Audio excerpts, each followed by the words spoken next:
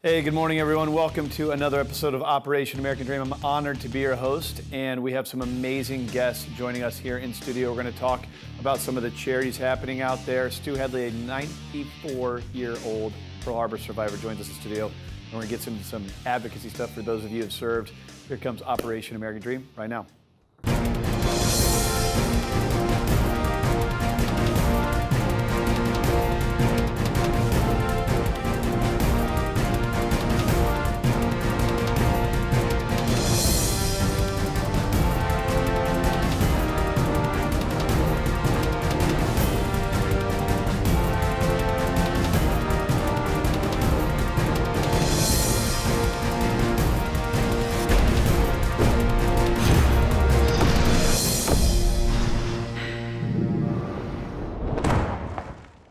All right, welcome back to Operation American Dream. We've got a couple great guests in the studio that are friends of the military community, friends of the veteran community here in San Diego. We've got John Funk, Director of Operations for Military and Veteran Services for Easter Seals, and my good buddy Kaz Lockett, who you'll never find short on words to Very true. speak your mind, right, man? I try to. Well, you're a Marine, man. You got to do that kind of thing. Well, you know, the Marine Corps gave me a little bit more than speaking my mind, but that's one thing that certainly I've embraced. I have a feeling that you were built for speaking your mind before the Marine Corps came along. It became around a little bit more in the Marine Corps. They definitely honed that skill. Well, the beautiful thing is that you're speaking your mind for a good purpose, man. Right, absolutely. So Easter Seals is a gigantic organization. It's a nationwide organization specifically focusing mainly on disabled individuals and stuff across veteran and non-veteran, right?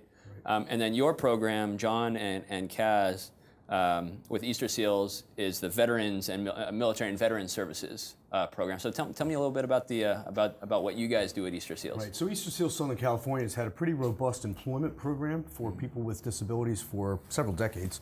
2.5 years ago, when Easter Seals partnered up with Bob Hope's family, with seed money that was provided by them, they created an employment program strictly for the veteran community because they saw that there was a need back in 2012 that wasn't really being met completely. And Easter Seals does all its work one-on-one with each individual.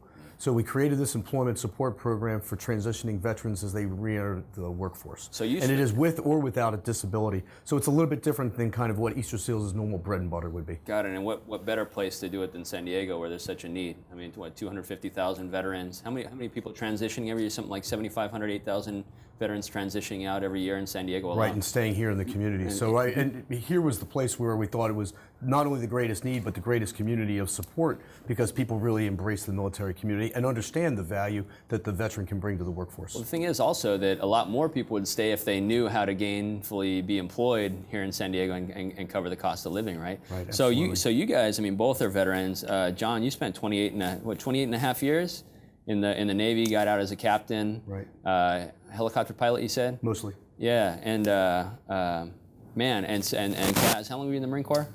It was a total of 10 years. 10 years. So between the two of you guys, 38, 39 years of military service. Tell me about your transitions. I mean, what brought you to Easter Seals too? I mean, did you see a problem in the transition realm, and that kind of made you interested in this idea of helping in this area? Because you've got a lot of different spectrums where veterans can really use help in San Diego. What brought you to transition? Well, ultimately, I got out of the Marine Corps to try to become an officer. That was the reason why I transitioned out. It didn't happen. It is what it is. But while in college, getting educated so I can go back in the Marine Corps, I found that there was a need. Specifically, there's so much information out there in the world, and trying to filter all that information to one single solitary veteran was almost impossible. Me personally, so much information that I had information overload. You almost kind of drown in a sea of goodwill, right? Yeah, exactly. So with that, I basically started on the path of personal and professional development throughout college with veterans. And then I worked in the education field. And then this opportunity came around where I could take the skill set that I had. And fortunately enough, because of the Bob Hope family, this program came to be in support from other organizations like Vaughn's and CVS, and keeps us going so that we can help veterans get employed, which certainly helps the local economy around here. The more we get the skill set of veterans out into the the local population of employers, the more they stay, the more they spend, the better San Diego is. There's a lot of statistics around how veterans do in the workplace and how amazing an asset they are for employers. So you guys both get to help kind of where the rubber meets the road, right? Like you guys meet with the veteran. John, tell me like how the process works with a veteran that'd be interested in kind of going through the program. Well, everybody on our team has been either a veteran or has done veteran services, so we all get the transition. We all understand the uncertainty, fear, challenge that all the veterans face as they go through that. I did the same thing. I had a government civilian job when I first got out of the military. It was a great opportunity, but it really wasn't the right fit. And part of that process for me was giving myself permission to go after what it was that I was really looking for and find purpose and meaning in a different fashion. So since we all go through that, that's exactly what we do one-on-one. So we work with the veteran kind of individually. We don't do classroom work or seminars. It's one-on-one. We meet at a coffee shop, something convenient for you. And a lot of it is to give you the opportunity to kind of express what it is your skills, experience, passions are, and then how can we help you figure out how to tell your story and then translate that into meaningful employment. Yeah, what's the most important thing that people miss? Like what do veterans miss or employers miss? Is it translation of skills from military to civilian skills? I mean, I feel like that's probably one of the bigger things, right? Is how do I take what I've done in the military? It's not just, if you're running convoys, it's not just sitting on a train. I mean, there's leadership embedded, there's all sorts of different skill sets embedded, and sometimes that can be hard to translate to a resume, right? Yeah, I don't think that the translation of skill sets is one of the most important parts. I think discovering what's meaningful to the veteran and how they can relate what they've done to that is the most. Yeah. Translation of skills is as simple as asking someone, "Hey, I did this. Does that make sense to you? If not, then you change the wording and make it make sense to them." I think whether you're a veteran or non-veteran, not finding something that you're liking doing is kind of a tragedy, man. I think a lot of people get out and they just kind of do what they were doing in the military because it's kind of like what you do, So it's great to have a resource out there. Tell me. So speaking of that, man, tell me like what's like you guys have any like success stories or recent people that have come through and that have gone through the program? We've had, in the 2.5 years that we've been doing it, now over 280 folks have been placed in meaningful. So you don't have one success, you got 285. So what's great about it is we're not, it's not a machine. We're not pushing people through the pipeline. I mean, it's a process. It's a process of probably about 2 months from when we start to work with an individual to help them to find what it is they're looking for. One of our great recent stories was an individual that was really looking for program management opportunities, but he didn't have what we would consider kind of a traditional program management job in the military. So it was taking the time to help him define that, but see that, so maybe he's a convoy operator, but all those other skill sets that are associated with his ability to think large scale from a strategy, resource development, supply chain management, how he can bring all of those skills together and articulate that experience so an employer can understand it. So if a veteran wanted to get involved or come take a look at the program or go through the program, how would they get involved with you? And also, I assume you guys said Bob Hope was a gigantic supporter of the program. Can other people get involved and help out in that way or donate, or how do people get in touch with you guys? Well, absolutely. Bob Hope's family has their perspective of his approach to supporting the veteran and military community over the 6 decades that he did entertaining through USO shows was he didn't do it alone. He was the leader, but he brought people along with him. The family's perspective is the same with regard to resources. So they provided the seed money, but it's really to bring the rest of the community along. So the Vons Foundation's been one of our big supporters. As Kaz mentioned, CVS, Boeing, Rancho Santa Fe Foundation, San Diego Regional Economic Development Corporation. So there have been a lot of partners that have brought along their resources to be able to help out. But in some ways, for the employers, San Diego's a great place because I think people really understand the military. But I don't think everybody fully understands the military and embraces the amazing talent that's out there in the veteran pool that's ready to go into the workforce. Well, thank you guys so much for coming in. And if anybody else wants to get involved with the Easter Seals program, if you're looking for employment, if you're a veteran, if you really need anything in the employment or transition space, please reach out to these guys. We'll have the URL running down below.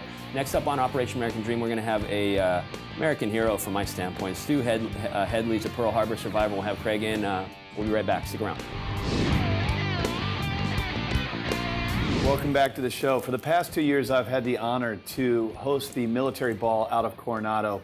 This past year, I was able to sit next to a hero, an amazing man, Stu Hedley, who's a 94-year-old Pearl Harbor survivor, joins us on Operation American Dream. Stu, thank you so much for coming on the show. Thank you for inviting me.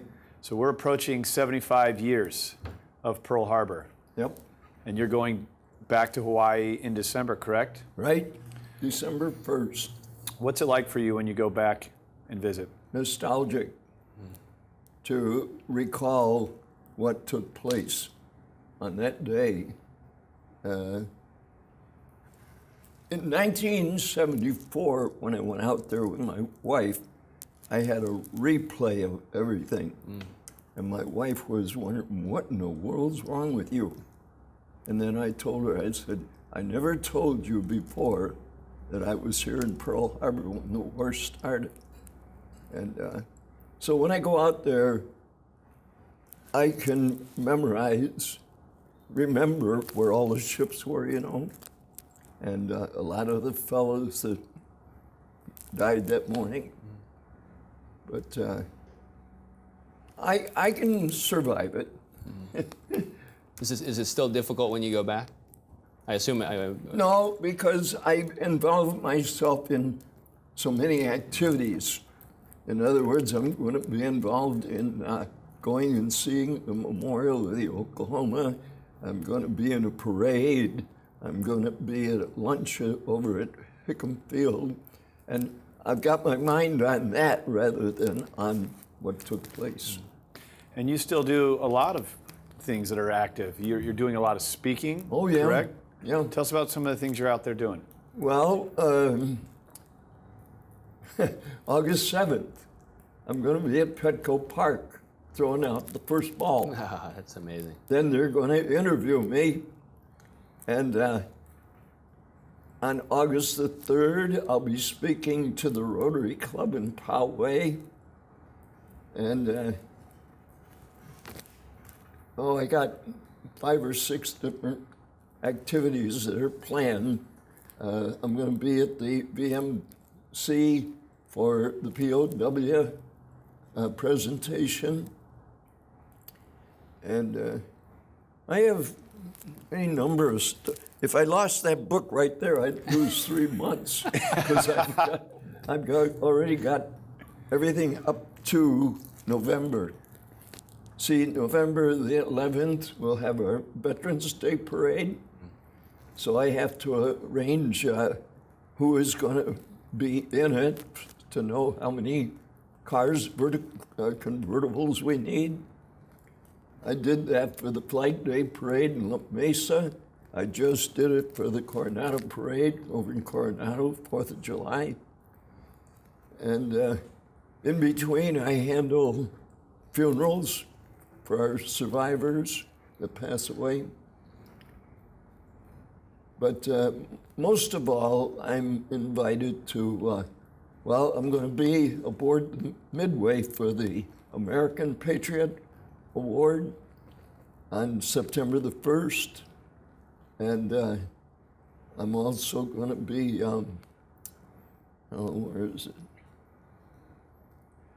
I couldn't keep all that stuff straight myself, Yeah. Stu, to be honest with you. It's hard for me to keep it all together. Well, in my you have mind. so much But going on. And I've got a great big counter on my desk that shows where I'm going to be, what time, and such. Tomorrow I'll be at a funeral at Shadow Mountain. So I keep myself active. What would your advice be for some younger generations? You've seen a lot in the green room. We were actually talking a little bit about politics. The younger generation needs to learn commitment. In other words, if you're going to do something, stick with it. High or low. That's what I did. When I go out to the schools, I tell the young people, set goals and keep your eye on that goal. And when you've completed, look for a new goal, new door to go through. But my first announcement to high school kids, you stay in school. and get as much education as you can, because technology is moving so fast, you're going to have the education to keep up with it. I said, that cell phone you got, an iPod sitting on your desk, is already obsolete. And I said, just to give you an idea, from the end of World War II to the present day, medicine alone has gone 85 years into the future. We never heard of an MRI.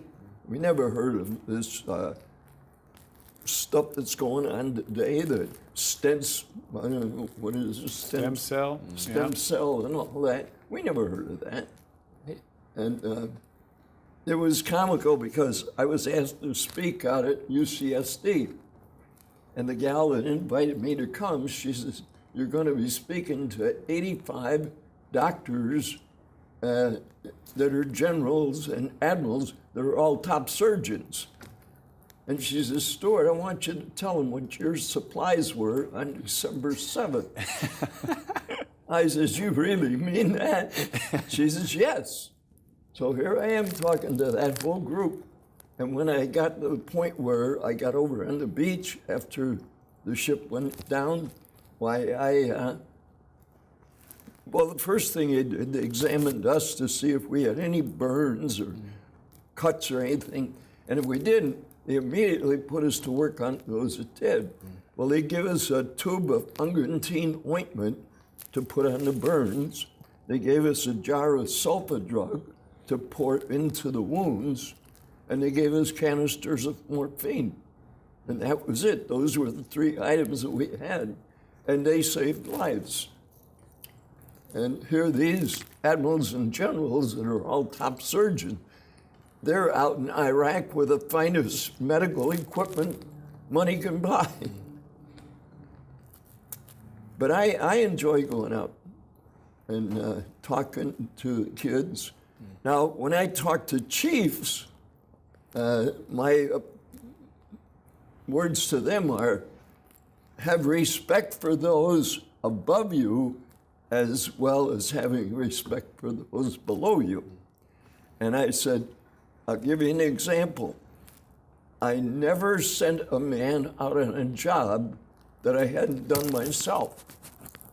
And I told him, when I told him that, I said, now, if I have to send you out on a job that I haven't done, I'll go with you, and we'll do it together. So I was instilling within them confidence in themselves as well as confidence in me that they could trust me to do. Just to give you an example, we were in the South Pacific, and it was about 2:30 at night, and one of our recognition lights went out. And I was in Central Station, and I got a phone call telling me to send one of my men up to replace the. I wasn't about to get one of my men. I had never done that myself.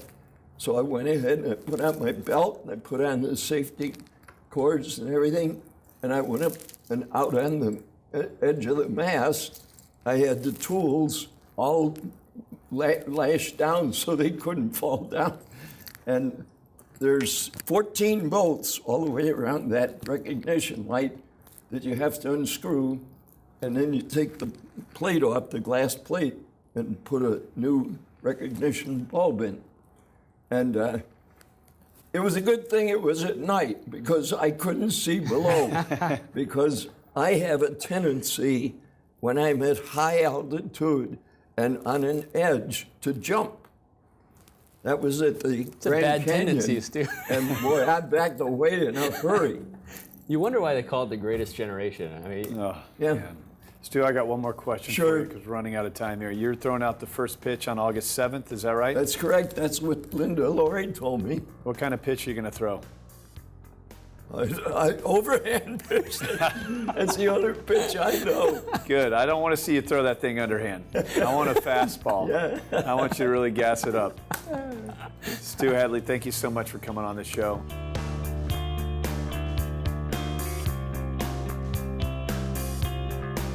All right, welcome back to Operation American Dream. That was heavy. What I want our audience to know is we walked Stu out of here. Stu drove here. Yeah. He's Christopher Paul, you ready to follow that? Or yeah. what? Oh, Christopher Paul, you want to You talk got the real most estate? difficult job in history right now. It was an honor. It's an honor to meet him. So that was good. Yeah. Chris, you served in the Marines. Now you're doing big things in the real estate game.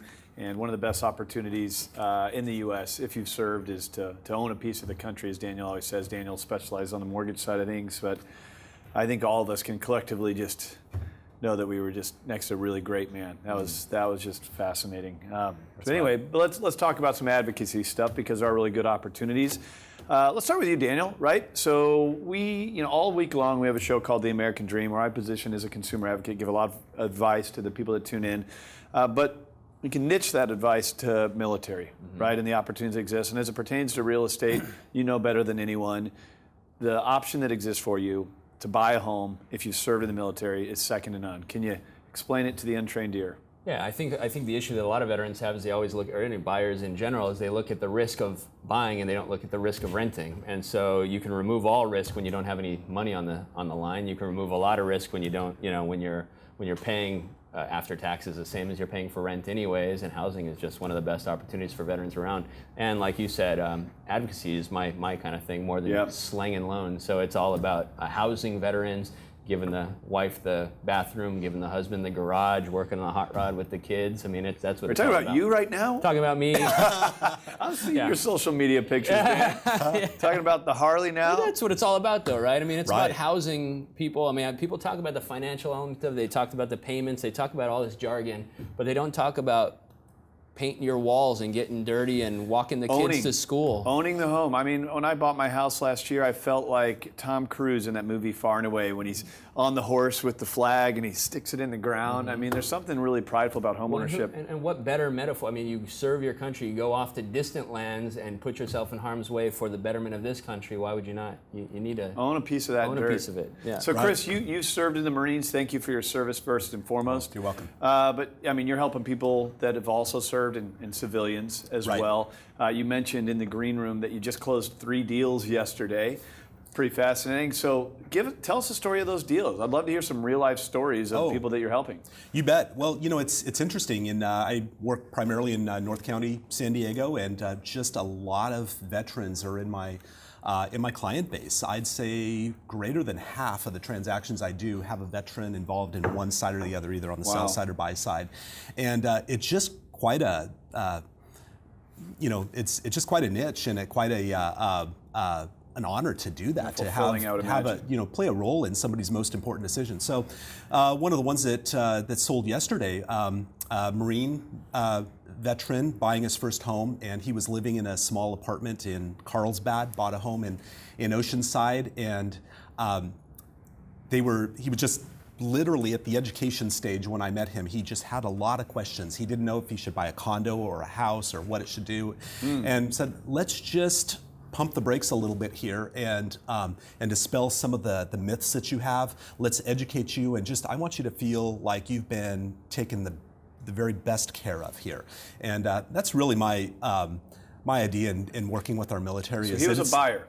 Absolutely, yeah. He was a buyer, buying his first home, and just really green. Had a lot of questions, but what a great story though. He learned so much in the process and felt great about it. He said, "This is such a great experience for me. I've heard so many horror stories about buying a home, and you made it so easy for us." And that to me is the mark of a successful transaction. If you've got, not that that I closed a deal and got a commission. It's not all about that. And there are people out there who that's what it's about. For me, it's if you've had a good experience and if you are better off as a result of working with me than you were before, then that's my mark for a successful transaction. And for this man, when you crunch the numbers, buying his house was just like you said. By the time you factor in the tax benefit and the equity that he's building, he's actually improving his lot in life. And then all of the equity that he gains from appreciation is gravy. Plus the buying down the principal. No money down. No money down. It just knocked it out of the park for him. So he's just elated. There's a huge education gap, right? I mean, there's a lot of people that would if they knew about it, right? I mean, it's like you said, you found this guy in this education phase where he was trying to gather questions, and there really weren't those answers out there. So it's great to have guys like you in the market up there able to answer those questions. Right. Yeah. Absolutely. So on that gap, we talk about this a lot, and we want to bridge that gap because of the opportunities that exist. In the absence of being able to go deep on some of the advice, my advice to anyone who's served would be, go buy a house right now. Mm-hmm. Just do it blindly. I don't care. Because you're right, the risk is taken off the table if you serve, because you don't have to even put any money down. And now explain the BAH though. That to me is the real kicker on all of this. So for active military, you got basic allowance for housing. Figure $2,000, $2,500 a month for the purpose of housing if you don't live on base. $2,500 a month times 3 years in San Diego is about $90,000, something like that. In the $100,000 range. So you're guaranteed to either pay that out to and not receive it for base housing, or pay it out to a landlord.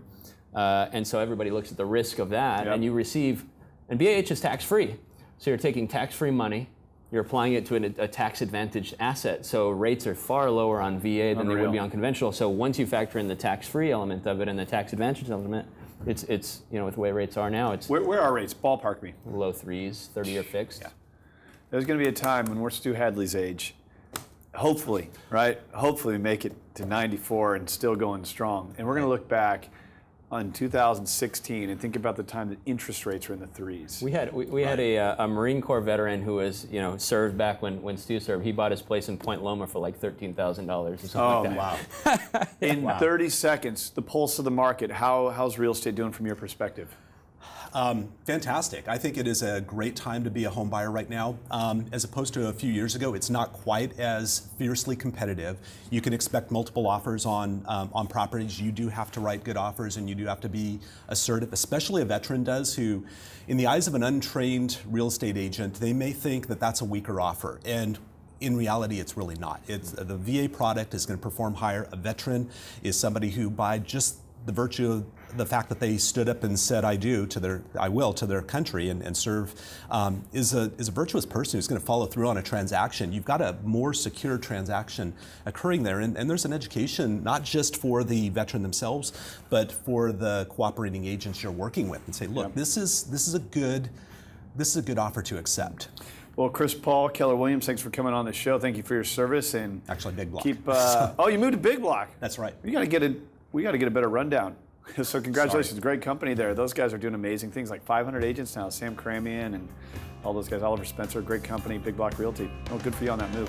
All right, but we'll have you on again soon enough. When we come back, we're going to wrap this thing up and set you up for next week. Coming up on the American Dream. All right, that's all for Operation American Dream today. Daniel, great show, man. Yep. Yeah, man, I'm exhausted from the interview with Stu. Yeah. I mean, whatever you see on TV, I don't know how it comes across through the tube, but just being in here, it was just stone quiet. It really genuinely was. The guys just got amazing energy, and it was very somber. Wow, 75 years. Anyway, hope you enjoyed the show. You can follow us at OperationAmericanDream.tv, and we'll see you next Friday.